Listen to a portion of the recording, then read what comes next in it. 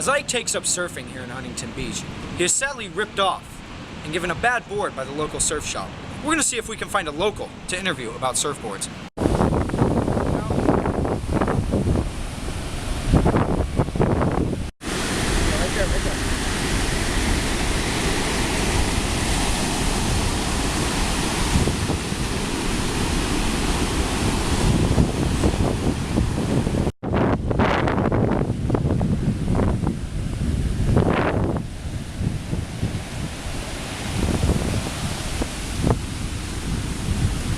Hey!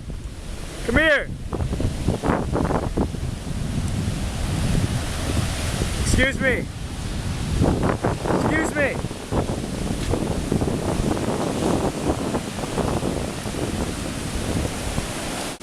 Hey, can we interview you for a project? Can we interview you?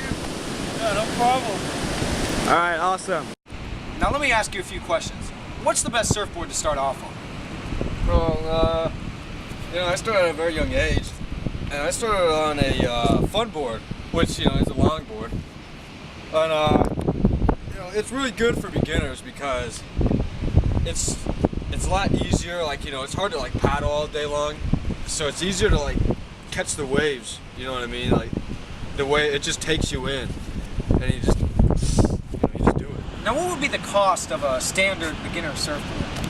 It ranges. I got this fish right here, which is in between a longboard and a shortboard, and I got it for $400. But a longboard, which you asked originally.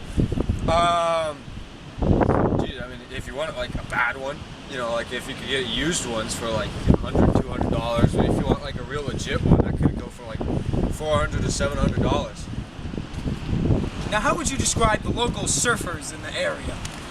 The local surfers in this area, some are alright, but there's others that they do some sketchy things.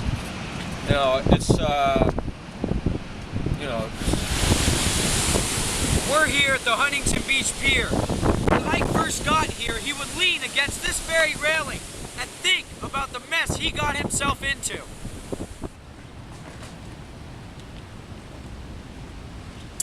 So here we are at the Seaview Apartments where Ike first lives in Huntington Beach. His room was on the Upper West Side, so up there.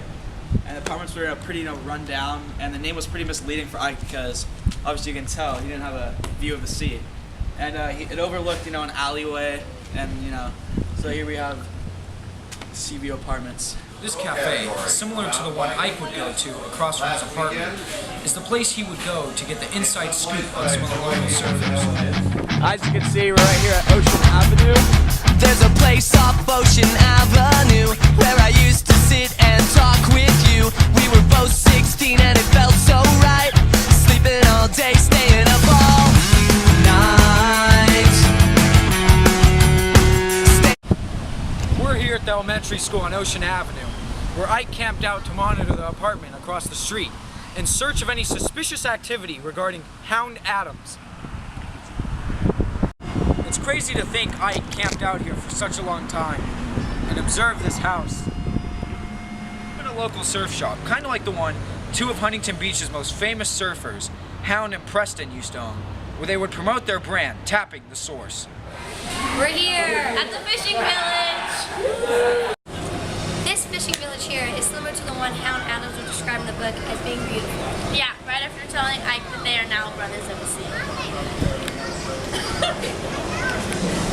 Look at that boat. Now let's go see some fish.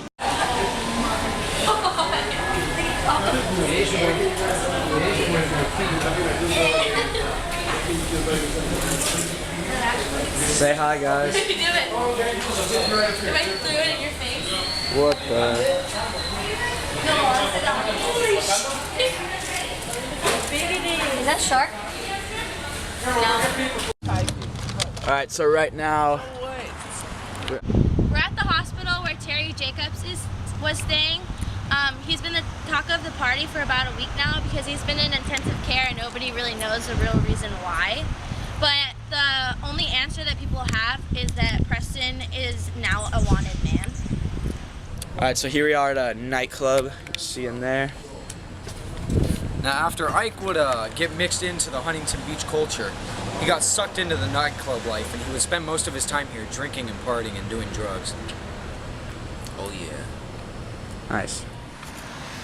Here we are on 5th Street, where Hound Adams used to live.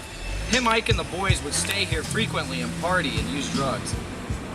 He's got a Harley Davidson motorcycle. They see me rolling, they hating, patrolling and trying to catch me riding dirty, trying to catch me riding dirty, trying to catch me riding dirty, trying to catch me riding dirty, trying to catch me riding dirty. My music's so loud. This is our last stop at the Harley Davidson shop. Back in San Arco, Ike's dad, he had an auto body shop and they'd work on bikes and stuff. And throughout the book, Ike met like motorcyclists and he would talk to all the bikers. And he helped out one of the bikers and helped him fix his bike.